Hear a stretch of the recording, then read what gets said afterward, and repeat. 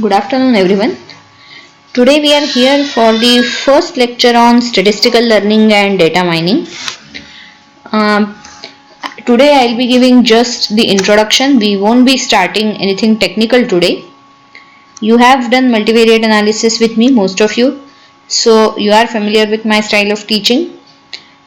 Uh, See, this is probably not probably this is actually the first time that we are beginning with the online lecture. Last semester at least we began in the traditional manner and then went to the online mode, whereas now we are beginning in the online mode, so things are going to be slightly different, not necessarily difficult, but they are definitely going to be different. First thing is, if I'm going to have recorded lectures, then I may not get instant feedback, we may not be able to interact so fast. So it is absolutely essential that you provide me with the required feedback so that I can improve. Because if we don't have good communication, if you are not getting what I am trying to say, or if there are some other problems and if I don't hear them, it's a wastage of time for both, for you as well as for me. So first thing, whenever you feel like something, do drop me an email or a message. I'm sure by now most of you have my phone number, so you can drop me an SMS or WhatsApp message, or you can write me an email. I'll try to incorporate your suggestion if possible. The timetable that has been circulated to you, few things see, you might have felt if there are many of the teachers may not take live lectures, then why do we need timetable? Because if at all teachers take live lectures, then there shouldn't be any clashes. That's why we have prepared the timetable. And I would say secondly, what you should do is try to stick to that timetable so that you are not lost. So even if a teacher sends recorded lecture, make sure that when the time slot is allotted for that subject, you listen to that lecture. Prioritize that over everything else, so that you can keep up the speed, you can keep up the pace. And the after hours means whenever you are going to have off lecture as per the timetable, or in the evenings or early mornings, you can try to do whatever homeworks or assignments that the teacher have provided you, or maybe tutorials. Okay, so all these things, try to follow them. There are multiple options that we might explore for online teaching: Microsoft Teams, Moodle, YouTube video, Google Meet, Zoom, and so on. So this lecture I might be experimenting with a few of them. Again, whether to handwrite, whether to give typed notes, or whether to write with a touchscreen or a stylus, something like that. All those things we'll be exploring in this week. So in this week there would be a bit of chaos, but by the end of the week we would try to come up with an optimal method and we would try to stick to that for the rest of the semester. Okay, so in this week getting your feedback is absolutely necessary for me. Of course it is necessary throughout the course, but in this week it's more crucial. Okay, so first, this is our syllabus. You can see, I think, the syllabus. So we have 4 units. Just a second. Yeah, we have 4 units.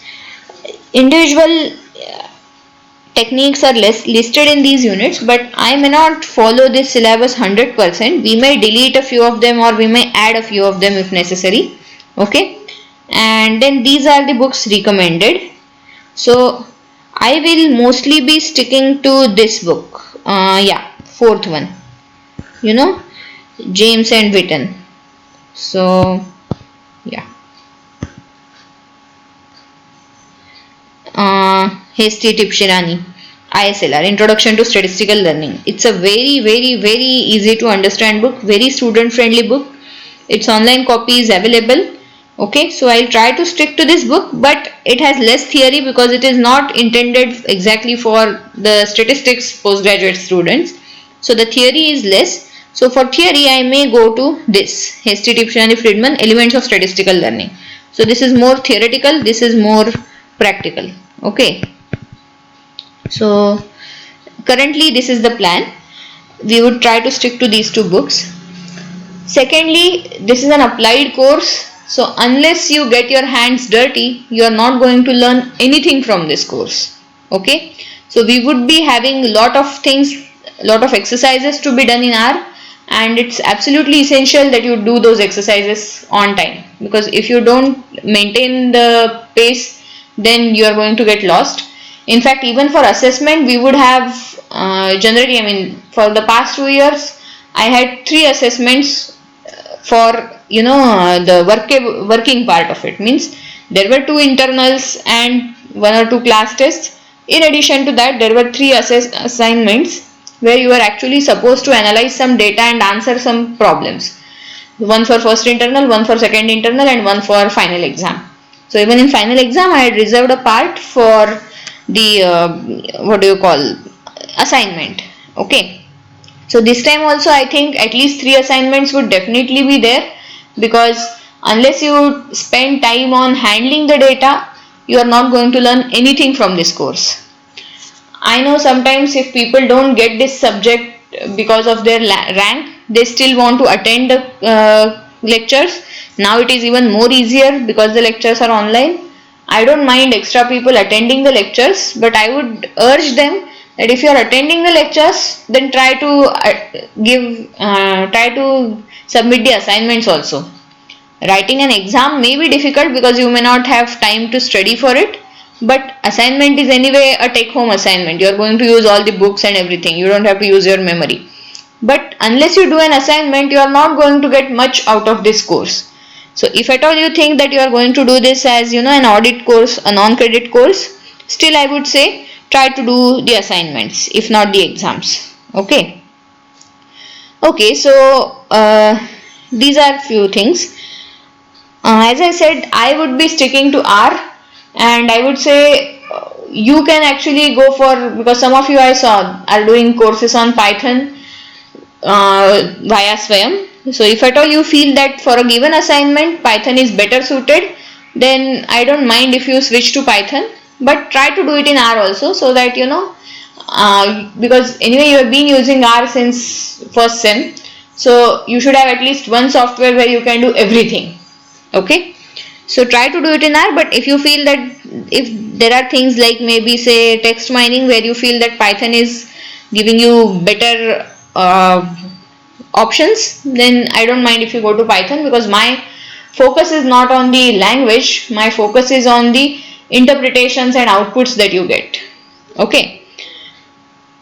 The schedule shows 4 lectures per week because it's a 4 credit course. But what I am thinking is, and it's from Monday to Thursday, so what I am thinking is from Monday to Thursday I would try to send 3 or 4 recorded lectures which you can probably watch during the allotted slot. And if you don't have internet connectivity, or if there are some issues, you can take Friday maybe to watch the lectures. By Friday night you can try to finish going through all the lectures, and then on Saturdays we can maybe have some interactive session where you can ask me any doubts from all the 4 lectures, 3 or 4 whatever videos I send. Because again things are online, I am thinking that in addition to the regular tutorials, I might give some very small assignments to do for you to do on your own, just as a practice. They may not actually be as difficult as the tutorial questions. They may be very simple questions, just to verify whether you have gone through the video completely, and it's for your own consumption. I mean, I don't need to assess it, or I don't need marks of it, or I don't care if you don't do it. But just to give yourself a feedback, because I can't ask questions in the class if I am not taking a live lecture. So that sort of thing, just to give yourself a feedback of whether you are on the right track, whether you are understanding things clearly or not, or are you missing something. I'm thinking I might give some small assignments, maybe 1 assignment per week or something like that.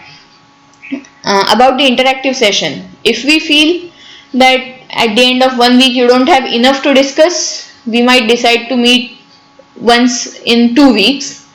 Or if we feel that we have a lot of things to discuss, then maybe we meet Friday plus Saturday, or maybe 2 hours on Saturday, something like that. Okay, so right now everything is sketchy. Things are not very clearly spelled out, but this is how we have to evolve. Okay, so we have to see what suits most of you, probably all of you, and then we'll go on doing whatever we want to do. Okay. Now, what is the meaning of the word learning? because we have been using this word statistical learning and data mining. So what do we mean by learning and what do we mean by statistical learning? You see, for a human brain, things are pretty easy to get or obvious. We don't realize. A very typical example that I always give is take a cat and a dog. So if I show you a picture, let us not go to very rare breeds, but if I show you a picture of a normal cat or a normal dog, you can easily recognize whether it's a cat or a dog. Not just you, even a 3-4-year-old can easily, a toddler can also easily recognize whether it's a cat or a dog. At this now, if I tell you, you have to write a program which can identify from a given picture whether it's a cat or a dog, a very simple program which can probably take some inputs. What are the inputs you can take? Because both of them have 2 ears, 4 legs, 1 tail. You can't say fur because there are furry dogs and there are non-furry cats. So, I mean, technically pointing out the differences is very difficult. Why this is a cat and why this is a dog is very difficult. But our brain does it very naturally. We don't even realize that we are processing something so difficult. Okay. So as a result, most of the things which are easy for human brain are difficult for a computer brain. Another example can be if I am writing this. Okay, so this is A. If I write this, this is also A. If I write this, this is also A. If I write this, this, okay, this maybe we can leave, it's cursive. But still, in these three, all of us can identify, okay, these are A's. But how do you define that this is an A? To a computer, how do you define? Because, see, here you have an additional line, here it's completely a curve, here there is a gap and there is extra thing coming outside and so on. So how do you decide that this is an A? So, something like this, handwriting recognition. Same story with speech recognition. The way each of us pronounce a word is different. So how do you make, in fact, our pronunciation from time to time may also be different. If we are angry, if we are sad, if we are sleepy, that's again going to cause changes in our speech pattern. So how does a computer recognize our speech? How does it understand the words? How does it recognize the handwritten text? You might have heard the word OCR, right? Optical character recognition. So whatever I am writing here, it can be converted to the actual typewritten text. So all these things, so you are basically teaching a computer to understand what these characters are. So that is why it is called learning. Why statistical learning? Because this is mainly data driven. You have a huge corpus, so you provide many such images and you tell a computer, okay, this is A, this is A, this is A, this is A, and so on. And from all these A's, when you come up with a completely different A, something like this, obviously not horizontal, it should be vertical, so maybe something like this, still a computer should be able to identify. So from these, it should be able to extrapolate its understanding and say, yeah, this is also A. Okay, even though it doesn't match any of these exactly. So that is what statistical learning is. And as I said, human brain does it very naturally. Okay. So, for example, I mean, see, you have seen water. When you are a kid, you see water. You start hearing the sound of water. And now, when someone opens a tap, you know it's water. Fine. So maybe initially your parents taught you, see, this is called water, this is called water. They showed you while drinking, this is called water. But then later, maybe after a few minutes, the overhead tank in your building, it got filled and overflow of the water is there and you hear that sound. Now your parents don't teach you that is also water. But somehow the baby or the toddler figures out that it is also a water. How does it figure it out? Nobody knows. How does human brain work? It's really a mystery, even though people have been searching a lot. So we are trying to do the same thing in a computer, and that's why it is called statistical learning. Given a huge amount of data, the computer will try to generate its own patterns. They may not necessarily be sensible patterns because we are not teaching a computer what to look for. It's trying to look on its own. So sometimes they may not be sensible patterns. Okay. In fact, there is some interesting story about it. During World War II, probably, I'm not sure, one or two. I think World War II, they tried to, Americans, I think, tried to train the dogs to work as, carriers of explosive devices. So they would fit a dog with that explosive device, and the dog should go and sit below an enemy tank, sit under an enemy tank, so that the tank would explode. But what happened was, they were thinking that okay, in the battleground the dogs will do the job. But what happened was, the dogs came back, searched for an American tank, and then they sat under that, and the American tanks blew instead of the enemy tanks. Later they started thinking why the dogs like these tanks more than that, and they realized that it's not about, the dogs are not observing the tanks, because tanks look more or less similar, but the smell. American tanks and the enemy tanks, one type of tanks were gasoline tanks, the others were diesel tanks. So the dogs associated it with the smell, and they preferred that smell, and they went to that tank. They don't know about who enemy is and anything like that. So similarly, a computer may pick up patterns which we have not noticed. So they may be absurd patterns, but still sometimes things may work. Okay, another example I like in this context is, they say there was a maths teacher. He was very patient, and he was teaching the students that limit x going to 8, 1 upon x minus 8 is infinity, right? Because 8 minus 8 would be 0, so it's infinity. The teacher spent 5-10 minutes explaining this concept, and then as an exercise he gave another thing on the next day.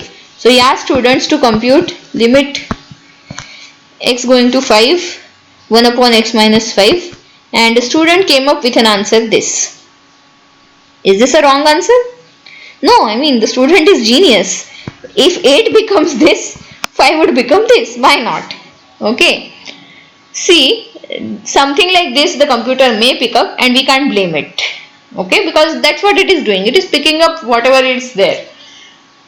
So from the huge amount of data, it is trying to pick up things which probably make sense to the computer, and then it tries to behave further. So this is called statistical learning. And data mining, because there is a huge amount of data from which you are trying to mine patterns. Mine means you are trying to extract patterns. Hence the complete title of the course is Statistical Learning and Data Mining. But as I said, today we are not going to go into technical things. So this was just an introductory lecture. I will stop here today. I don't know how many of you are going to continue with this course and so on. So try to think, maybe try to download the book ISLR. ISLR was this, the third book, Hesti Tipshirani, fourth book, Introduction to Statistical Learning, and see if that book seems understandable to you. Of course, I'll be explaining things, and do talk to your seniors about the amount of work involved.